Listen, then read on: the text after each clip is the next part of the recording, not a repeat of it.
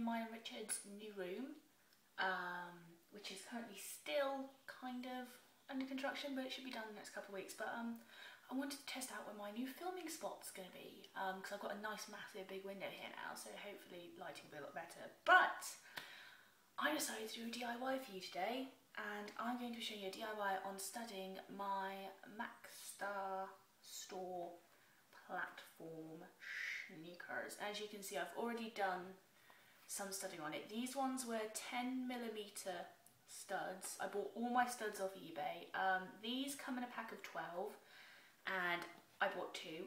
I would have filmed doing these bits, but I'll show you really quickly how I did it. These ones, as you can see, they're just, one second, I've got to get my screwdriver out. They are just a screw back and a spiked top, like that. Don't know if you can see that, but they come in the 2 separate parts. What I did, I got a little screwdriver like this, a Phillips head, and it was just so lucky that it happened to fit the Phillips head on the back of the screws. And all I did was I took my shoe and I just poked through it from the outside, making sure that the whole thing went in so the hole was big enough. And then I poked again from the inside, and then all you do is you take your stud, you put it through the hole. Now the hole's a little bit small for these, but the best way to do these is that you want them too small rather than too big. And then instead of wrecking my fingers trying to screw it, what I did was, as you can see, they've got a little Phillips head in the back.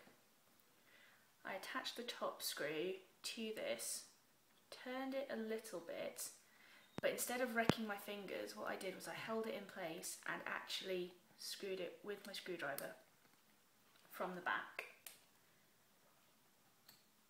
And I find you get a much tighter, better result if you're using something like this, which you can find in sort of any sort of hardware shops.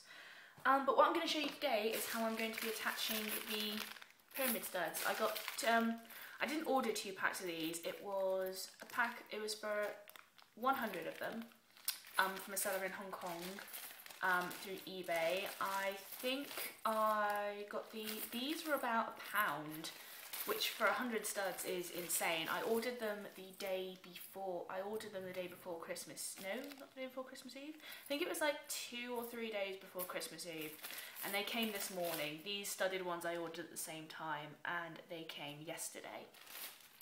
So what I'm going to show you is, now I'm not entirely sure on my design yet. I'm just sort of going along with it because I know I don't want to stud the entire shoe, because I'd like to just sort of keep them a little bit, yeah, cool. But I'm thinking maybe just sort of like an outline, or just studding this part here. But the problem with studying something like this is you've got the hard sort of rubber heel bit at the back, which I'm not entirely sure I want to go through, but we shall see. I'm thinking I may actually just stud in the spaces between here. Actually, yeah, I think I'll do that. Leave this space blank, because you've got these studs here on the front, and these studs along the back. So what I'm going to be doing is I'll be studying in between these here.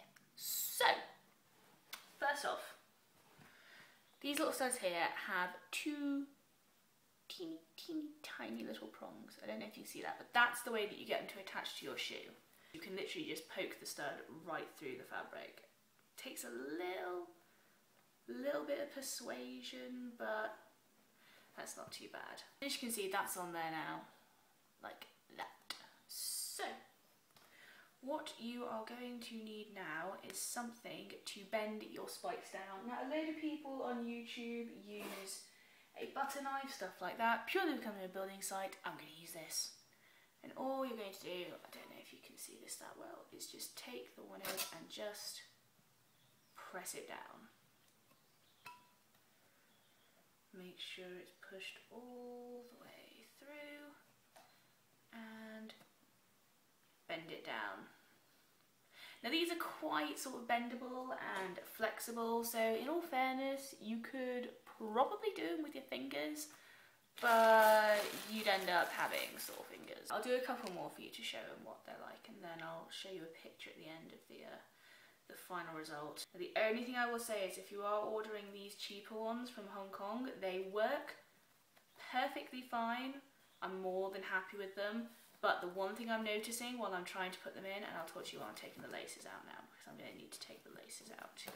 The one thing I will notice is that as I'm trying to push them in, some of them are bending a little bit, which is absolutely fine. It's not going to break off or anything like that, and you can just bend them straight back into place, but that just means just be careful when you're pushing these in. Do you guys like my studded top as well, by the way?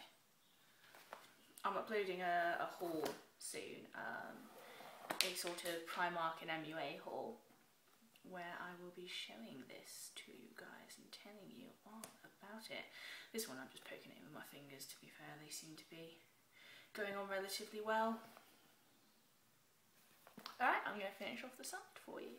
And I'll show you one alternative actually. I don't know exactly how it's going to work, but if you wanted to, if you didn't want to actually push the spikes through the actual shoe, because the material is quite flimsy, this is how I made the holes for the big spikes. You just take your screwdriver and just wiggle it.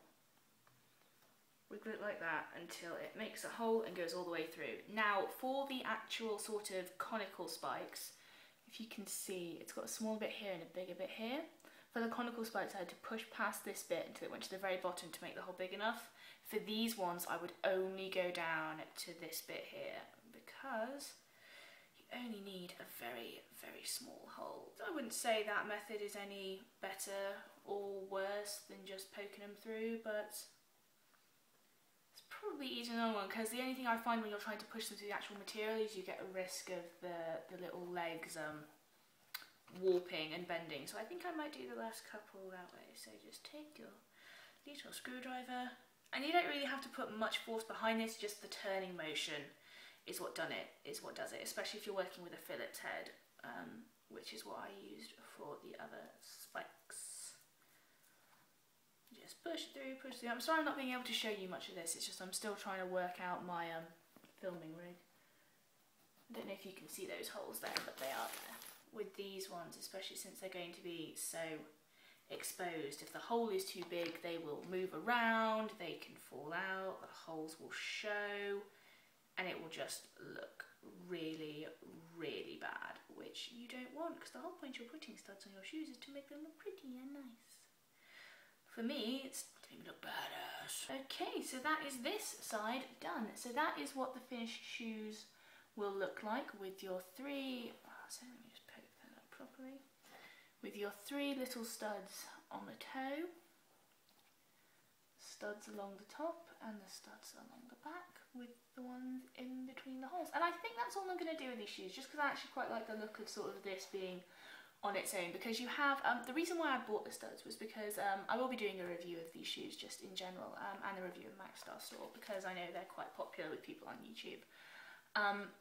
They are a fantastic shoe, and I think these ones were about $34, which translate to about, I'm not entirely sure, but like 27 or 28 pounds. And then you've got to add in shipping because they're coming from Korea. But the actual shoes themselves, just for this plain platform version, were $34. And then they do custom ones, and it was pretty much the exact same shoe, but covered in spikes and pyramid studs. And it went from being like $34 to like $156. And obviously I would never advertise taking away business from businesses that need it, but me personally, when I can spend £2 for 100 pyramid studs and 24 10mm cone studs, you know, if there's an easier and cheaper way to do it, I will do it. So yes, but I think that is all. So that's how the finished shoes will look. I will add a picture in now of what they look like all finished.